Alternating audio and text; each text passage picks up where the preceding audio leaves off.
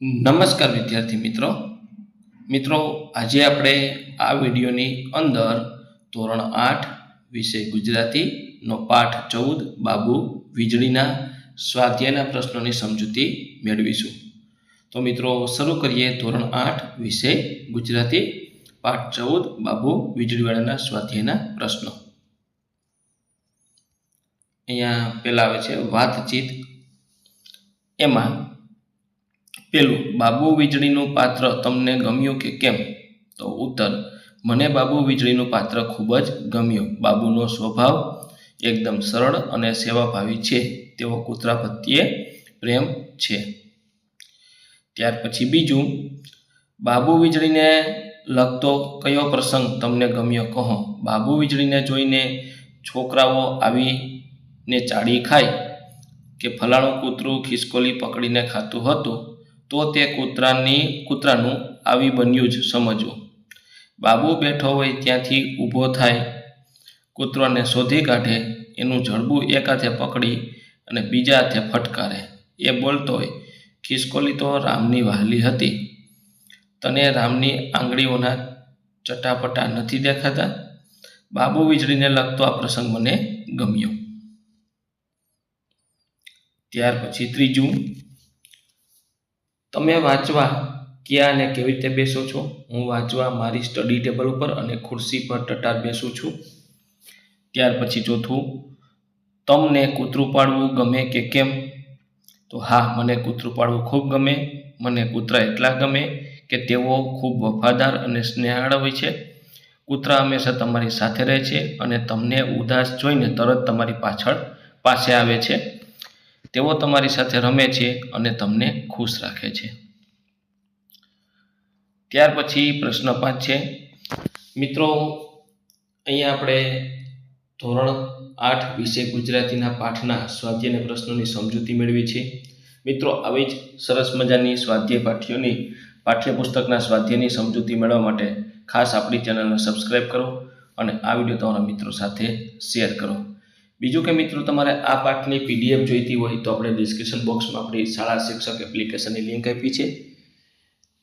તે application download કરી અને આ પાઠની PDF મેળવી શકો છો। તો ડિસ્ક્રિપ્શન બોક્સમાં આપણી શાળા શિક્ષક એપ્લિકેશન લિંક છે, ત્યાંથી એપ્લિકેશન ડાઉનલોડ કરી આ પાઠની PDF જોઈ શકો છો।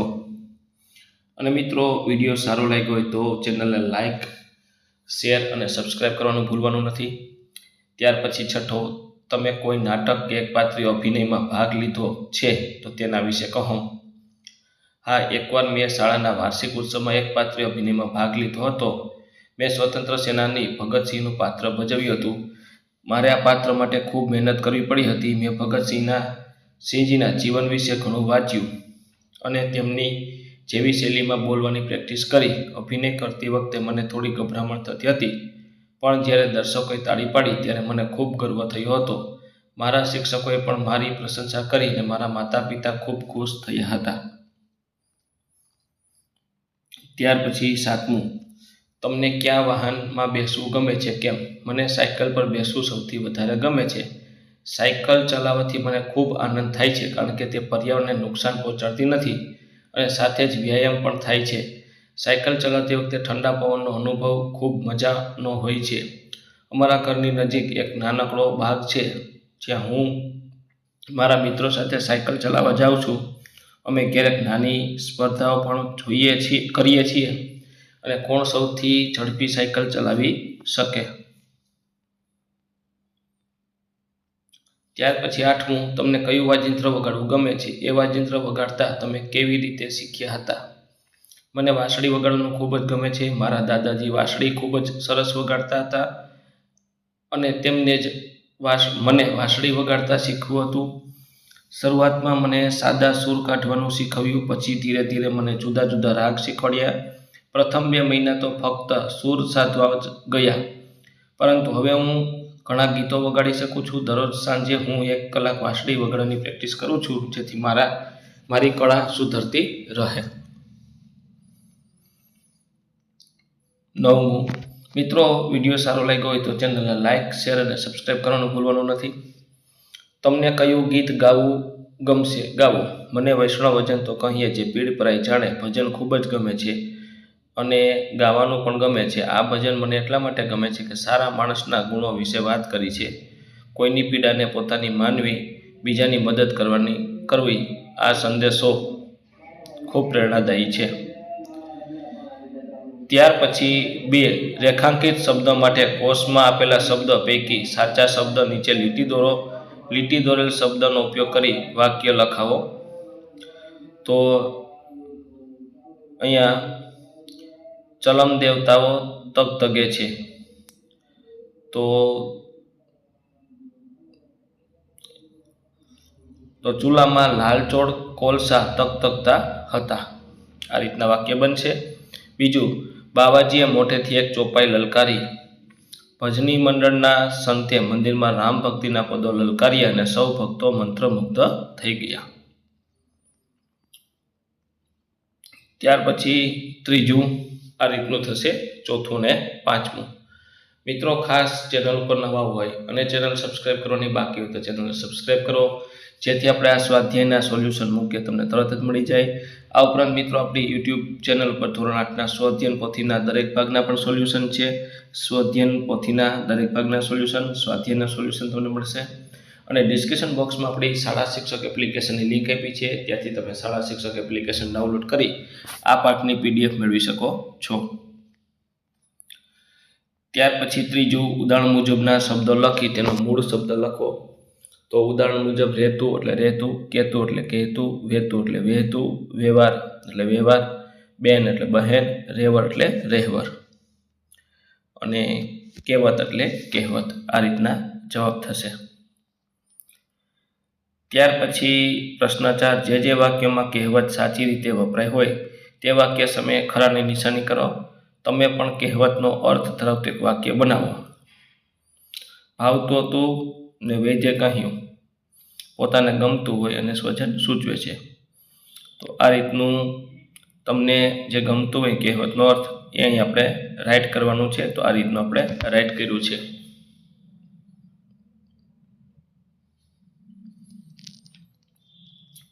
ત્યાર પછી પાંચમું, ઉદાહરણ મુજબ આપેલ સ્થાનિક ભાષાના વાક્યોને માન્ય ભાષામાં લખો. તો અહીંયા 6 વાક્યો છે આ રીતના. બરાબર. સપ્પાનું ભૂલી ગયા, હસી આવી, ભૂલભુલામણી. બરાબર, આ રીતના વાક્ય છે. તો એના જવાબ અહીંયા જોઈએ. આ રીતના જવાબ થશે 6 વાક્યનો. પહેલું, છાપવાનું ભૂલી ગયા છે. બીજું, આવી ભૂલભુલામણી કેમ છાપતા હશે. ત્રીજું, ઓઢિયા વિના કંઈ યાદ જ ના રહે. આ ભલે આવે ભગત, પેલા ઘરની ખબર રાખશે. અને પાંચમું, ભેંસને પાણી પીવડાવવા ગયો છે. બેસો ભાઈ, હમણાં આવશે. છઠ્ઠું, ચાલો કૂવે આવવું છે. આ રીતના જવાબ થશે. છઠ્ઠું, તમારા વિસ્તારમાં બોલાતા આવા 5 સ્થાનિક ભાષાના વાક્ય લખો. તો અમારા સૌરાષ્ટ્ર વિસ્તારમાં બોલાતા સ્થાનિક ભાષાના વાક્યો અહીં આપણે લખ્યા છે આ રીતના. આજ તો ભાદરવાની પખુડી તેજમાં ઘરાખો થાય છે.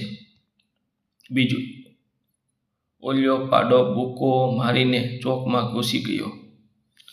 બરાબર. ત્રીજું, હેડભાઈ અટાણે મુવાર ઉતારીને કોઠીનું અનાજ ઓળવી નાખીએ. આ રીતના જવાબ થશે. ત્યાર પછી બાબુ વીજળી પાત્રને લાગુ પડતા વાક્ય સામે ટીક કરો. તો આ રીતનું આપણે અહીંયા ટીક કરેલું છે.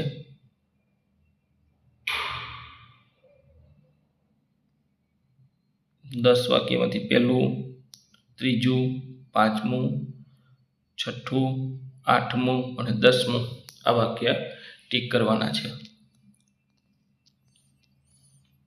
ચોથું, જે વાક્યમાં કહેવત સાચી રીતે વપરાય હોય તે વાક્ય સામે રાઇટ કરો. તમે પણ કહેવતનો અર્થ ધરાવતું એક વાક્ય બનાવો.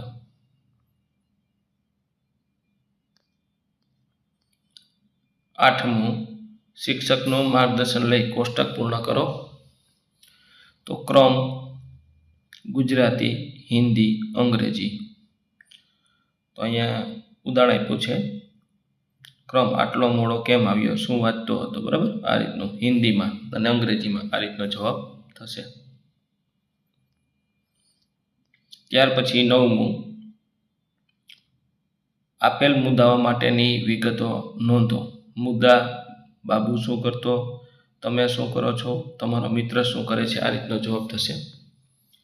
મિત્રો, ચેનલ ઉપર નવા હોય, વિડીયો સારો લાગ્યો હોય તો ચેનલને ખાસ સબસ્ક્રાઈબર કરો, જેથી આ પ્રકારના સ્વાધ્યાયના સોલ્યુશન મૂકીએ તરત જ તમને ખ્યાલ આવે. બીજું કે મિત્રો, આપણી યુટ્યુબ ચેનલ ઉપર ધોરણ 8ના સ્વાધ્યાયન પોથીના દરેક ભાગના સોલ્યુશન, ધોરણ 8ના સ્વાધ્યાયના સોલ્યુશન તમને મળી જશે. આ ઉપરાંત આ પાઠની PDF મેળવવા માટે આપણે ડિસ્ક્રિપ્શન બોક્સમાં આપણી શાળા શિક્ષક એપ્લિકેશન લિંક આપી છે, ત્યાંથી તમે એપ્લિકેશન ડાઉનલોડ કરીને PDF મેળવી શકો છો. ત્યાર પછી 10મું, નીચેના પ્રશ્નના ઉત્તર લખો. એમાં પહેલું, બાબુ ગોદડું ઓઢીને જ શા માટે વાંચતો. બાબુ ગોદડું ઓઢીને વાંચતો કારણ કે બાબુ ગોદડું ન ઓઢે તો તેને કાંઈ યાદ રહેતું નહીં. બીજું, બાબુના ગામમાં શિક્ષણની શી પરિસ્થિતિ હતી. બાબુના ગામમાં ફાઇનલથી આગળ ભણેલું ભાગ્યે જ કોઈ મળે. ગામ નાનું એટલે હાઈસ્કૂલ હતી જ નહીં. ગામના છોકરો ફાઇનલ સુધી ભણીને કાં તો પ્રાથમિક શાળામાં શિક્ષક થાય ને કાં તો તલાટી થાય. જે ભણી ન શકે ખેતી અથવા દુકાન કરે. ત્યાર પછી ત્રીજું, બાબુનો કૂતરા પ્રત્યેનો પ્રેમ વર્ણવો. તો આ રીતનો જવાબ થશે.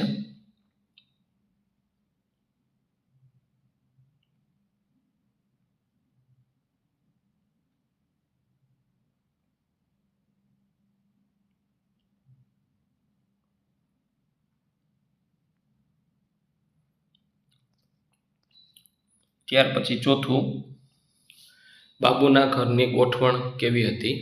તો આ રીતનો જવાબ થશે.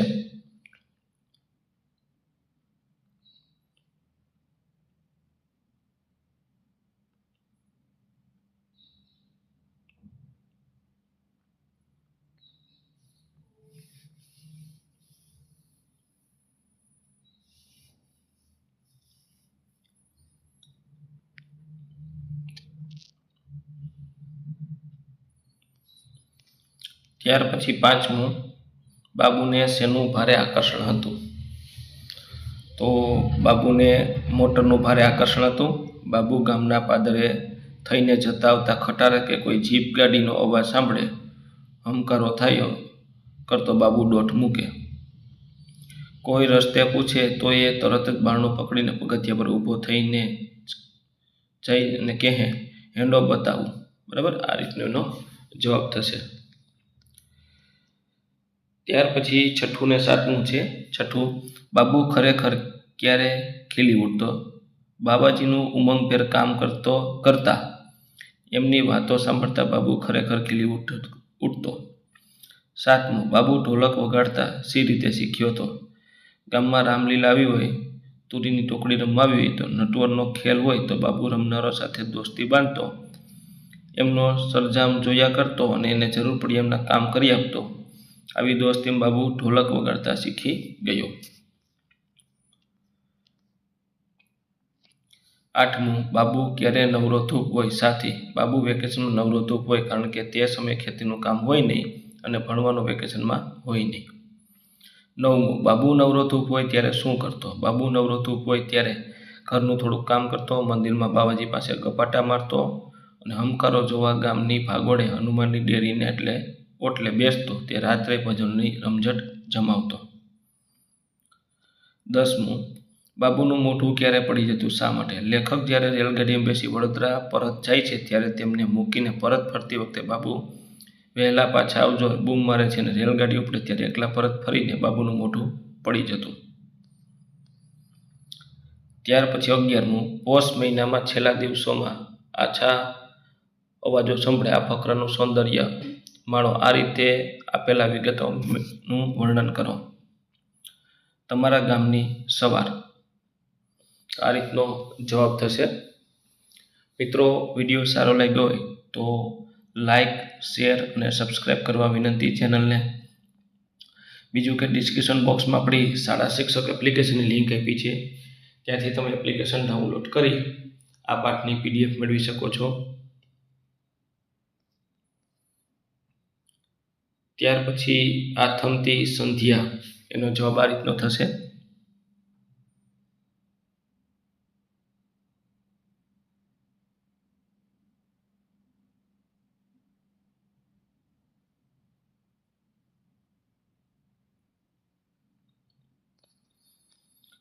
ત્યાર પછી 12મું હું બેઠો ખૂણામાં, ખેતીના ઓજારો પડેલા છે, ફકરો વાંચો ને આપેલા વર્ણનના આધારે ચિત્ર દોરો. આ રીતનું 12મું છે, તમારે આ રીતનું ચિત્ર દોરવાનું છે.